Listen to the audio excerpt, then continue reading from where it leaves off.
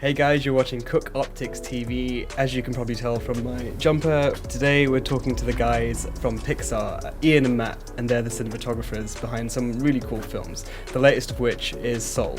Yeah, they're going to talk to us about their lighting and camera movements and basically how they shot the film. Let's jump in.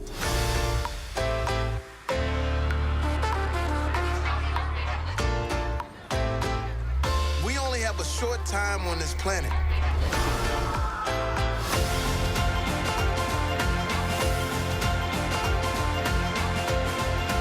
When we came down to visit Pixar, we saw so many cool things. In particular, we saw the behind the scenes and the difference between the camera DP and the lighting DP. And I was just wondering if you guys could take us through in a bit of a nutshell as to what the difference is and explain your roles just briefly. Obviously, our two parts of the camera process are, really months apart in some ways, because we're obviously shooting the film way in advance and editing it. Essentially, the analogy I always use is that it's the reverse of live action, where you're going out to shoot and then you're basically then putting everything in editorial and figuring out your movie there. We have to be animated films, obviously, because of the expense of animation, and you've got to basically find your cut essentially up front. So we're spending months shooting coverage, all this stuff, and really just figuring out the gist of the shots. It's the first time that the storyboards take that leap into 3D. When we all first started at the studio, the processes were really much more separated than they are now. Honestly, you weren't seeing lighting in shots for months. And not until things got into animation, honestly. And now we're working so closely that, in the case of Soul, Ian was coming in and basically giving us kind of, a previs lighting for our Presto, for our layout session, essentially. And it was kind of helping both us, himself, and then Pete get a rough idea of what the potential lighting scheme might be. At that early stage of blocking and camera movement, and how did that influence you? Because I guess it's relatively new for you as well. It really does. I mean, years ago, I was telling this to somebody else. We had Roger Deakins come and he consulted with us on WALL-E. It was whatever, 10, 12, I don't even know how long ago that was. But back then, our software was so, simple, primitive. And the first thing he did when he sat down at our desk was he said, "I can't believe you're basically shooting stuff without any indication of lighting." And he said he feels like 70% of his job is lighting as a live action director of photography. So right around that time, we started to get a very crude representation of it in our software. But the fact that it was so divorced from how we were shooting things. Now, to answer your question, the nice thing is Ian's giving us a really, good indication of what it will be, and it completely informs then how we're going to stage things. There's a lot of work that we do ahead of time where Matt and I are just kind of trying to get on the same page from a creative standpoint, talking about the story, talking about, kind of our creative goals, working with the production designer, the director, the editor, as well, just making sure that, from an idea standpoint, we're kind of all pointed in the same direction. Great, yeah, and the influences, I guess, is a big part of what you guys do as well. I heard you guys took trips out to New York, went to all these cool jazz bars, and how do you get on the same page in terms of photographic influences and visual influences, especially when working with two directors, with Pete Docter and Kent Powers? How does that mix? Probably our biggest challenge on this film was the fact that we were almost making two films. The Soul World had very little to do with New York, and the other way around. So I'd say we, compared to other films I think both of us had been on, we were basically almost developing kind of two separate lookbooks, or just kind of reference points for how we were going to shoot both worlds. We did assemble big kind of reference folders of just film shot in New York, as well as photography, jazz portraiture from the 50s and 60s, like Roy de Carava. What films and were there particular photographers and films that you really liked and use references from? It started out with kind of the notable jazz photographers like Herman Leonard, William Claxton, Dennis Stock. But as Matt mentioned, Roy De Carava was the one that I really kind of, we really kind of settled on because of not only his jazz photography, which kind of had this energy to it, but also kind of his street photography that, featured Harlem in the 50s, and just kind of the humanism that came through in those photographs. I think that really kind of sparked a sense of creativity in us. Yeah, I mean, I think the lighting, in the jazz bar scenes, the street lighting, it's so beautiful. Like, the way it's almost so photorealistic. The way you've got some things like the street light interacting with, with his face, or the area surrounding, or the sunlight going through trees and interacting. It's, so I guess some of these references and then what you created afterwards was, I was quite stunned by it. One of the things too with New York is that we knew we shot in anamorphic lenses basically for that. For each world we used two different lens packages to kind of complement aspects of each world. And in the case of New York, so many of our favorite films were shot with a lot of 70s, 60s, 70s films like Gordon Willis or Owen Roizman, and just different ones, and they used a lot of the time they use anamorphic lenses and very shallow depth of field, just very long lenses. And we liked both the aesthetics of that, but also the practical reasons, because in the case of if you're actually going and filming, a New York street scene, you get all this activity in the background and traffic for free. In the case of animation, you got to put all that stuff back there. So, and we didn't want people really scrutinizing that. We wanted the attention on our main characters. But so basically we use the benefits of the anamorphic longer lenses and really just doffing out all of that background noise, and it gives you the sense that there's this busy city back there in a lot of the shots. It gives you a good opportunity for free. Yeah. And again, it was both for aesthetic as well as budgetary reasons. But I was interested as well, like, both of you worked on a bunch of Pixar films, and, I was just wondering what you learned from these projects and what kind of techniques you've taken into Soul.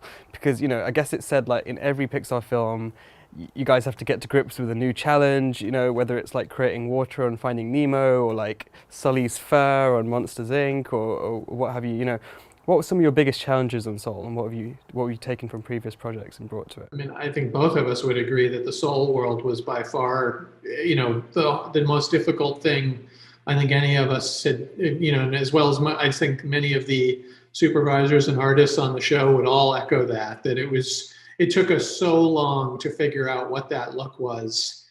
He's still sweating. Yeah. No, there's a little PTSD thinking about it, but it was interesting because you asked, what have learned from kind of like history of working in CG animation.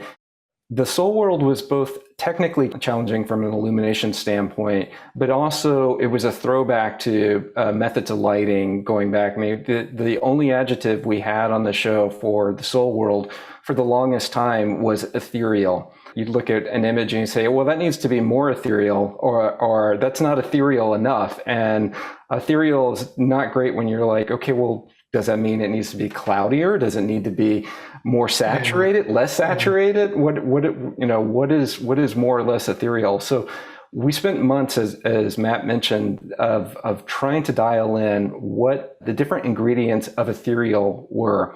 Where we wound up with is basically kind of a cloud-like characters, but the cloud-like characters also had to be prismatic, like that we wanted this kind of wash of colors. The original design was literally a 7-bar rainbow that kind of went through the character silhouette.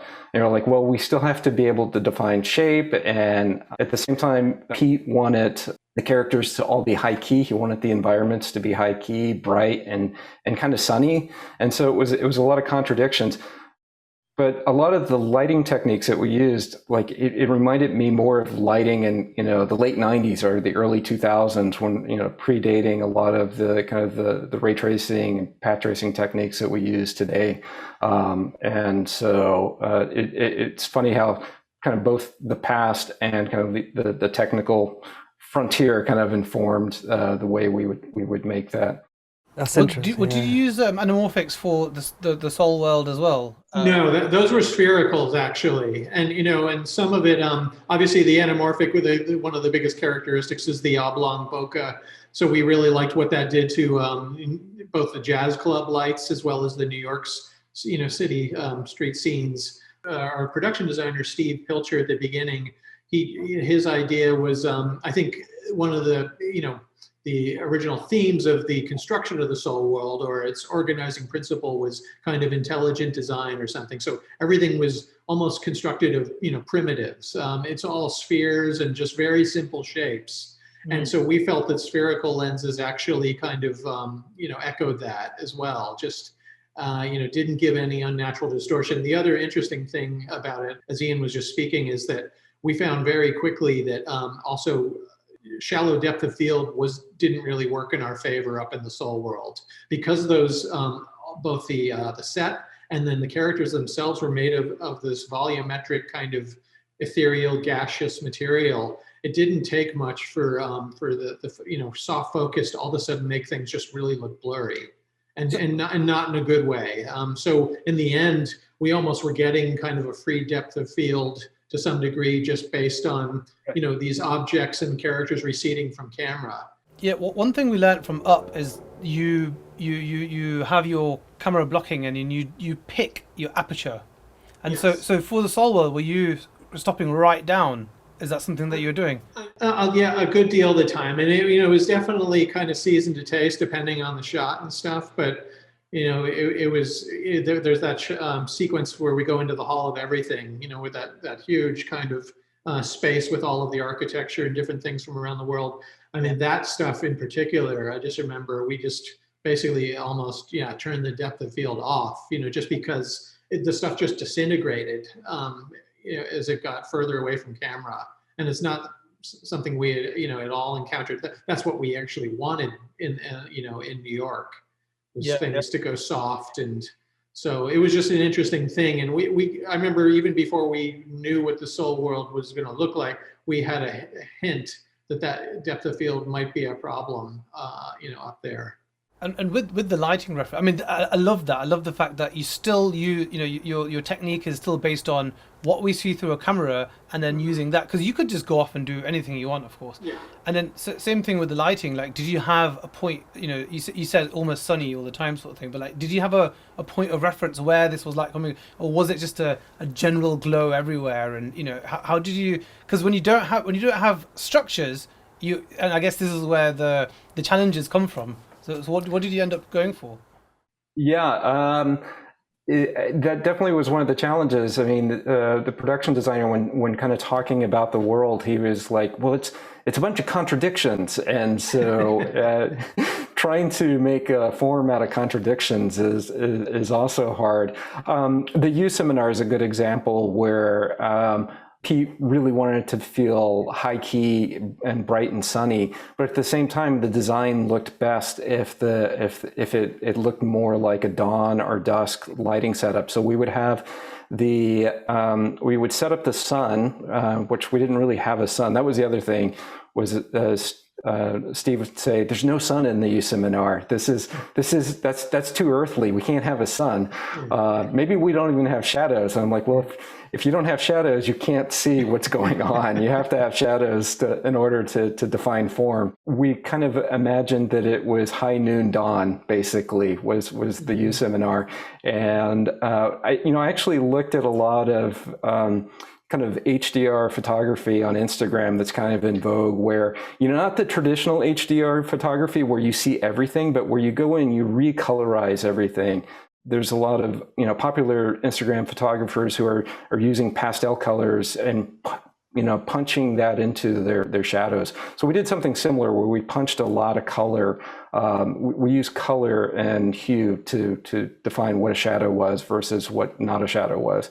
Otherwise, Pete was like, it feels kind of dark. I want it to feel bright and cheerful. But I love the idea that it's dawn, because it's the dawn of these souls' lives. So it was, again, there was all of these different ideas that didn't make sense in natural lighting, but we made sense of it in a way.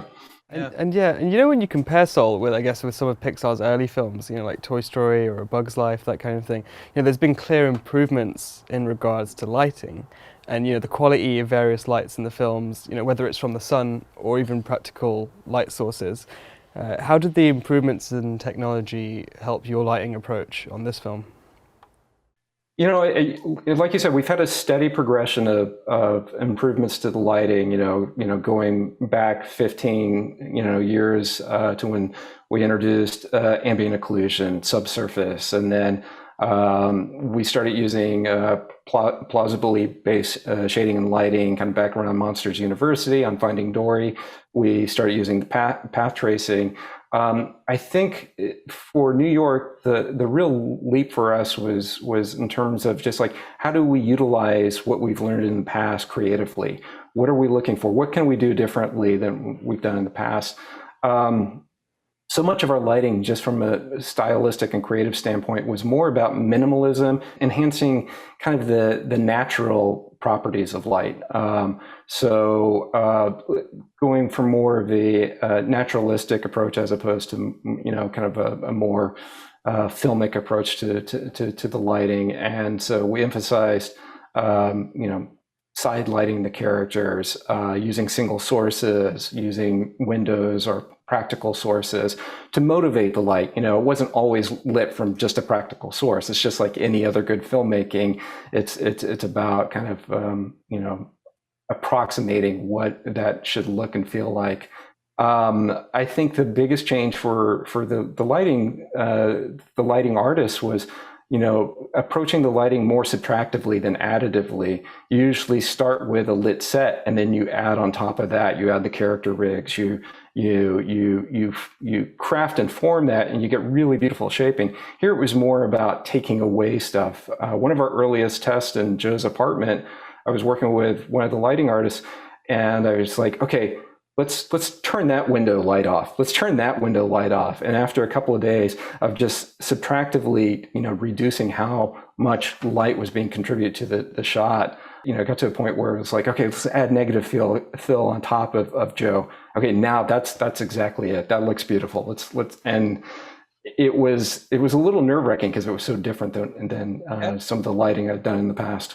Very, very fresh approach. And I guess, something I wanted to discuss with you is some of the chats that you guys would have had with Bradford Young as a consultant.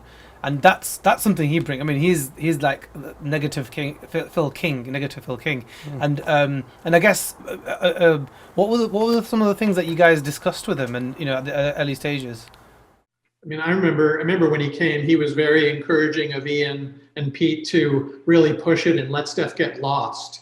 Because and a couple of the films he highlighted of his were Ain't Them Body Saints, and I think Mother of George. Mother of George, yeah. Yeah, and I just remember him saying, I can't remember what sequence it was on, but he was just really telling you to just let stuff fall off and really, the trick in animation, at least if you especially go back and look at our older films, is that because we have to create all of these assets and these characters, and you want them to be seen.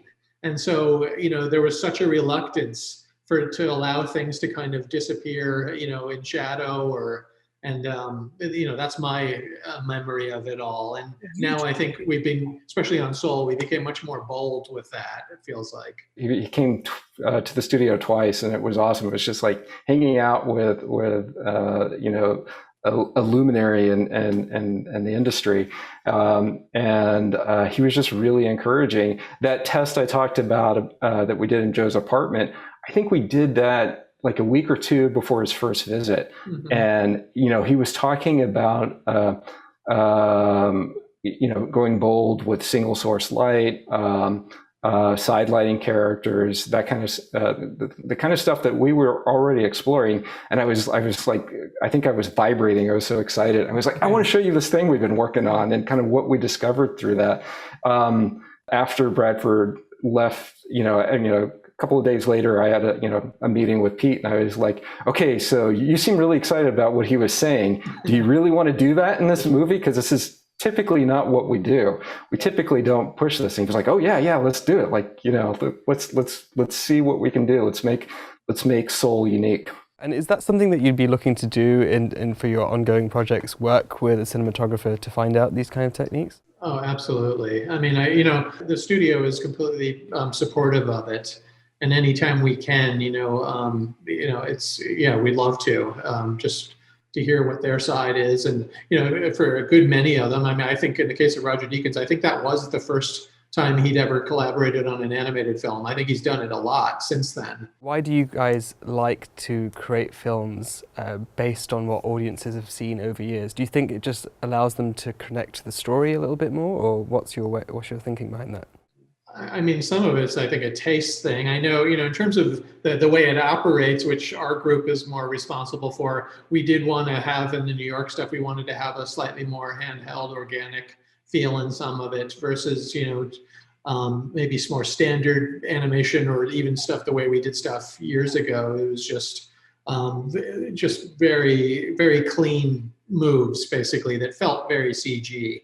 And I think it's kind of a balance. I mean, it's in the case of that, it's always kind of taking the director's temperature on that, because it can very quickly tip into a kind of mocap-y feel, or if the camera is very active and you're sensing all of those. Sometimes, and honestly, the animators don't typically like it that much. It's really a taste thing, I found. So I think in the case of Soul, we figured out sequences and shots to basically sprinkle that in there. But at the same time, I think there was a lot that Pete really wanted the film to feel like an animated movie and not like we're trying to literally mimic live action in the case of camera movement. If we were to go on set in New York, what kind of things did you use there in terms of your for your camera movement? In the New York stuff, we did use a lot of handheld as well as steady cams. Those were the two big things. You had obviously crane moves in some sections. And then what did you use in Soul World then? So Soul World, our whole idea was, again, since it was this kind of ethereal, dreamy, we just wanted the camera move to reflect that. So we largely, toward the end when 22 turns into Dark Soul 22 or Lost Soul 22, we did have handheld stuff in there, but a lot of it in the case of introducing the U seminar, all of that, it was a lot of very clean, kind of glidey, floaty cameras. And the truth is the biggest thing we did up there camera-wise is we had a lot of longer takes. We had a lot of shots that basically just these long kind of moving masters and just really long, and it made, those shots are always tricky for Ian's group, because a lot of times the longer the shot, and especially if we're then traveling around and doing a 180, they've got to then figure out, just like you would in live action, they've got to figure out how to hide lights or to turn stuff off. It's a lot of work on everybody, but Pete really liked the feel of that when we did it on a few shots. And I guess the benefit of working in an animated world is that, if you want to, you can choose to crane right through that wall, or, you can dive straight. I mean, how often do you stick to, I guess, normal or conventional filmmaking, rules of the real world, or as opposed to, your rules of the animated world? I'd say as much as we can, right, Ian? I mean, I'd say we're doing it, and then if it's impossible to get what the director's after or what we want to try, then you pull out the stops. And it's the same with lighting as well, Ian? Yeah, I mean, going back to kind of the naturalistic, goal with our lighting in New York, we tried to we stuck with physically shaped, like lights that would, remind you of, kind of like a soft silk or something, maybe larger lights, but we'd make sure that they would fit inside the set as much as possible. If you start pushing them outside of the set and turn off the set shadow in that light, it's the highlights look wrong. They look too big. We didn't have those constraints in the Soul World. The Soul World, most of our light sources were distant lights, basically the equivalent of lighting with a bunch of suns. So. Yeah. I just finished reading Creativity Inc., Ed Catmull's book, and he discusses Pixar's brain trust in that. And I was just wondering if you could just explain what the brain trust is, and did you experience the impact of these brain trust meetings on the film? It's been in existence since the beginning of the studio. It's obviously that mostly made up of directors, but also heads of story and as well as editors and stuff like that. And, usually obviously the key team on any given film at a time. So yes, Kemp and Pete could weigh in more on that because it's a pretty closed group. I mean, it's really, it happens, the average film, I think at the studio does roughly, I guess, anywhere from 8 to 10 screenings in-house. Basically, the director's got to get the film up on reels every 3 to 4 months and put it, no matter what state it's in, and just kind of get it in front. And that's when those brain trust meetings happen. Basically, is immediately following. They have a big lunch, the day of one of those screenings, and then it's kind of the heavy note sessions, basically. Change everything. Yeah. Yeah. I mean, and they're tough, from just talking to people who've been in them, and especially, those first few, when you're still trying to figure out what your movie is. I mean, you're really naked. I mean, and you have everybody's there to help you, but they're tough notes, and it's just. Yeah, I mean, it's just a really tough thing to do. So, but needless to say, they've yielded so many great things, basically. I mean, I have to say that the success of our films, I think, is largely due to that, as opposed to directors just working in isolation and trying to hash it out themselves. The fallout of those meetings can often be that, you come into work the next day, you're like, okay, what were the notes? And they're like, well, that sequence that you're working on, don't touch it anymore. It may not exist. The next round of story changes. So I think that, and that, that happens a lot for Matt and his team because they're so early in the process. But even occasionally it happens as far as lighting, where it's already in animation, and when we realize that from a story standpoint, the scene is actually distracting, or it needs some tweaks to it. We were looking at the design of the jazz club, which is called the half note in the movie, and looking at Joe's audition at the movie. And it's always really great to hear kind of that outside opinion from really, really smart storytellers. And the note was, it came from one of the Brain Trust members, was, I don't know much of, jazz is not my thing, so I don't know, but that club looks really, really run down and ramshackle. Yeah. And then also it's down underground. They said, why is it down in the basement? And So the note was like, if this is what Joe's aspiring to, it looks grimy. I don't get it. And everybody who is a jazz enthusiast was like, no, that is a beautiful club. If you're in that club, you've made it. And so the light went off in my head. And that was actually the first sequence that went into production of lighting was his audition. I was like, okay, we have got to treat this sequence special. We got to make sure that it feels authentic to a jazz club, but we've got to light it and present it in a way that that speaks to Joe's aspiration. And we're going to treat this sequence a little differently than the other ones, where Dorothea, the saxophone player, is treated more iconically by backlighting her. You see the silhouette of her playing the saxophone, and then you're like, this is something that that Joe aspires to. And I think that's how we stayed true to what a jazz club looks like, but we also addressed that note. And I think that sequence may have looked really different if I hadn't heard that insight. Thanks again. It was a real pleasure speaking to you. Yeah. Well, thank you. Yeah, thank you. Bye. So that was really cool chatting to Matt and Ian from Pixar. They're doing some amazing work over there, and I hope you enjoyed it. Yeah, thanks for watching. Make sure you like and subscribe, and let us know what you think in the comments.